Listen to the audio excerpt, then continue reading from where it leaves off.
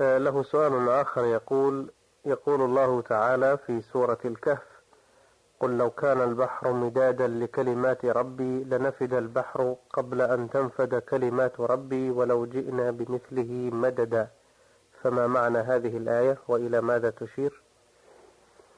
تشير هذه الآية إلى بيان عظمة الله عز وجل، وأنه سبحانه وتعالى لم يزل ولا يزال متكلما، لأنه لم يزل ولا يزال فعالا، وكل فعل فإنه بإرادة منه جل وعلا.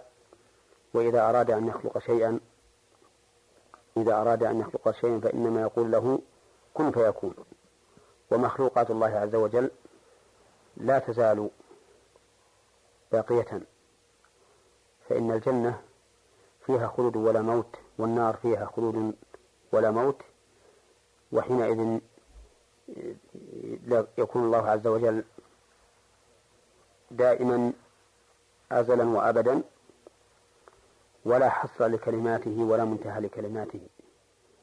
فلو كان البحر مدادا لكلمات الله، أي حبرا تكتب به كلمات الله عز وجل، لنفد البحر قبل أن تنفد كلمات الله، لأن البحر له أمد ينتهي إليه، وكلمات الله عز وجل لا أمد لها. وقد قال الله تعالى في آية أخرى: ولو أن ما في الأرض من شجرة أقلام والبحر يمده من بعده 7 أبحر ما نفدت كلمات الله.